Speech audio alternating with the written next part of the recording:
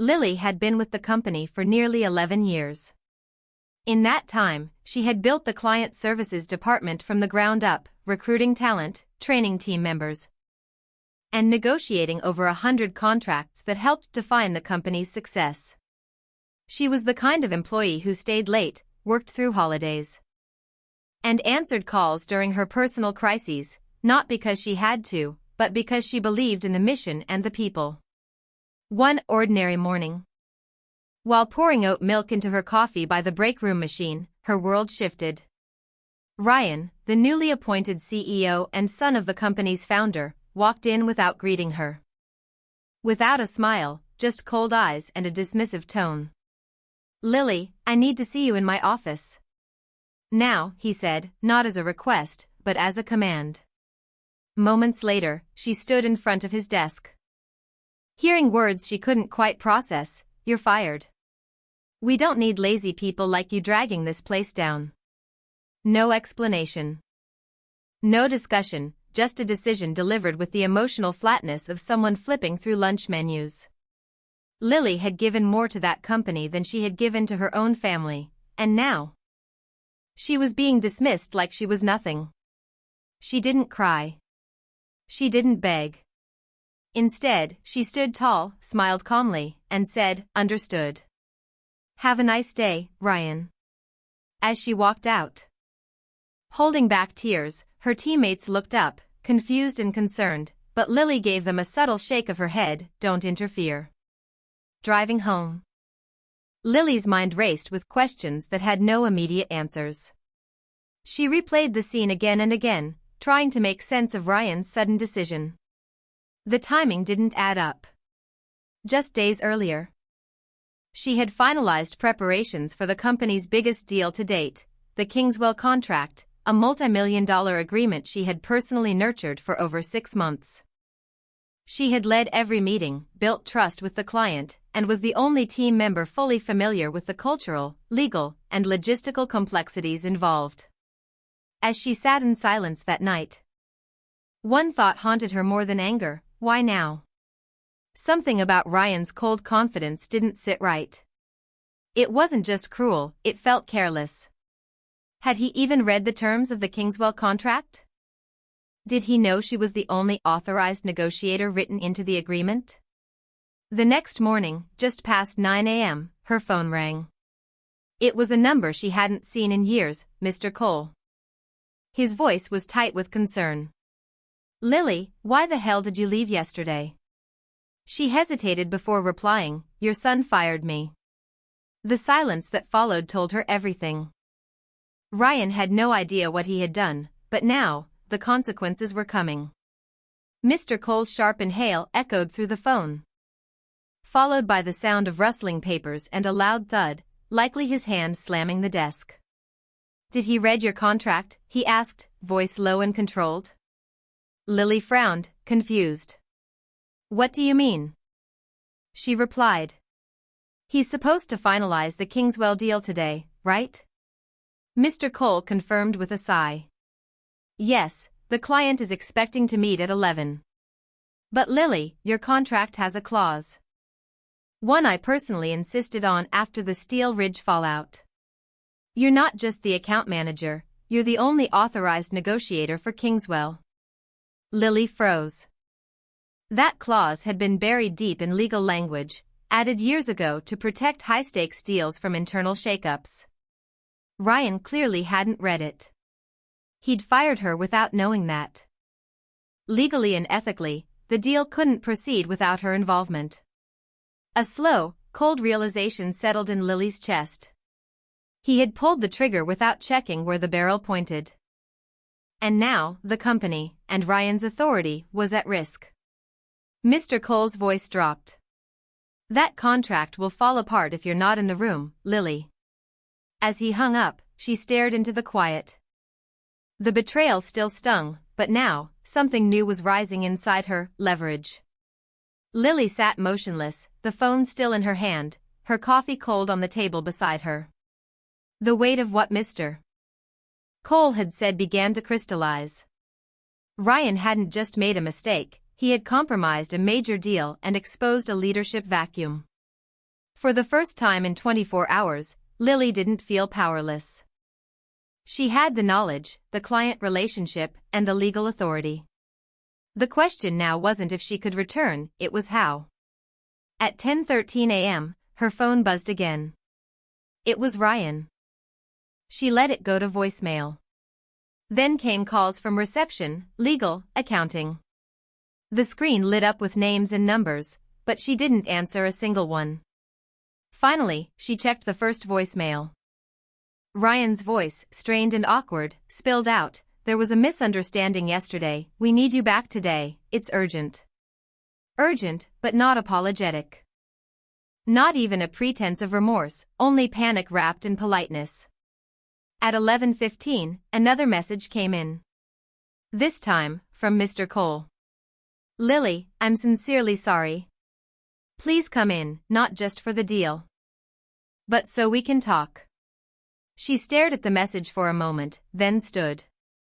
Not to return defeated, but to walk back in on her own terms, with clarity, control, and conditions. Lily returned to the office just after noon, not through the side employee entrance, but the main lobby, deliberately. Her presence turned heads, whispers followed. Everyone knew she'd been fired the day before, and now she was back with a calm, steady stride that said this isn't over. Mr. Cole greeted her at his office door with a nod and ushered her inside. Their conversation was direct. He admitted his mistake, giving Ryan too much power too soon, and offered Lily her position back, full authority, and any conditions she required. She agreed. With terms in writing, autonomy over the Kingswell deal, and no interference from Ryan. The meeting with Kingswell's executives went flawlessly. The contract was signed. The company was saved. But in the days that followed, subtle shifts began. First, her expense reimbursement for the Kingswell trip was delayed with no explanation. Then, files she submitted for approval came back unsigned. An email she never sent, supposedly from her account, was flagged for incorrect client data. It was minor, correctable, but suspicious. Lily's instincts, sharpened by years of corporate experience, told her this wasn't coincidence. It was calculated. Ryan hadn't stopped her publicly, so now he was trying a quieter route, sabotage. And Lily wasn't about to let it slide.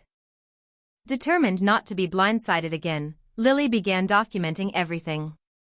Every unusual delay, every unexplained error. Every mistake that conveniently undermined her credibility, she wrote it all down. She kept a private notebook with dates, times, and names. She also alerted the internal systems team when the suspicious email surfaced. Their findings confirmed her fears. The email had originated from inside the office. From a shared workstation near the break room. Someone had manually entered her credentials. There was no sign of an external hack, this was internal. The pattern repeated, spreadsheets altered. Approvals deleted, communications manipulated, always traced back to devices accessible to a select few. One login stood out, Ryan's executive assistant. It was too precise to be random. Lily wasn't just being undermined, someone was actively trying to erode her reputation, bit by bit. It was classic corporate sabotage, and she had seen it before, earlier in her career. When a jealous director tried to push her out using the same tactics. But she wasn't fresh out of college anymore. She knew how to fight back. Quietly, strategically, and with proof. When she overheard Ryan in a meeting room calling her unstable and unfit for client pressure, she didn't react, not yet. But she knew, this was war.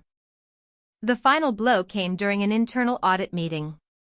Mr. Cole had initiated the audit quietly, sensing that something beneath the surface wasn't right. Lily was called in to answer questions about irregularities, emails she never wrote, files she hadn't altered. The audit team, led by David, revealed a disturbing pattern. Unauthorized access to her credentials, forged communication, manipulated documents, all pointing toward deliberate sabotage. And most of the digital breadcrumbs led back to Ryan's assistant's login. The implications were clear. Lily had been the target of a sustained internal attack designed to discredit her work and push her out. Mr. Cole invited Lily to join the final audit meeting with the executive team. Ryan walked in late, smug and unaware she was present. When confronted, he tried to deflect, claiming she was bitter, emotional, and lucky the Kingswell deal had succeeded. But David laid out the evidence, point by point. Mr. Cole turned to his son with steely disappointment. "You didn't just try to sabotage Lily, you jeopardized this company's integrity." The room fell into heavy silence. Then, with a single sentence, Mr. Cole ended it, "You are suspended." Effective immediately. Ryan didn't speak. He couldn't. For once, his power plays had finally run out of room. 2 weeks after the audit meeting, the fallout was undeniable. The board moved swiftly. Reviewing the detailed report of Ryan's misconduct, falsified emails, manipulated data, and abuse of power. His suspension turned into a quiet termination. No press release. No farewell message, just an internal memo citing breaches of ethical conduct. Word spread, of course. And while Lily didn't celebrate, she finally felt at peace. The storm had passed. And she was still standing. A few days later, Mr. Cole called her into his office. He didn't waste time. "You've shown more leadership in a month than some do in a lifetime," he said, sliding a folder across the desk. Inside, a promotion letter. Director of Client Strategy. An executive role, reporting directly to him. Lily looked up, surprised. "I didn't ask for this," she said. "I know," he replied. "That's why you deserve it." She accepted, with one condition: she wanted a voice in shaping the company's culture, rebuilding trust from the inside out. He agreed without hesitation. In the weeks that followed, Lily restructured her department, launched a confidential reporting system, and mentored rising staff. She had walked through fire, but refused to come out bitter, only stronger, wiser, and more resolved. Her story is a reminder: sometimes revenge doesn't look like payback, it looks like rising above, reclaiming your voice, and refusing to be erased. And in the end, the most powerful statement isn't what you destroy, it's what you choose to rebuild.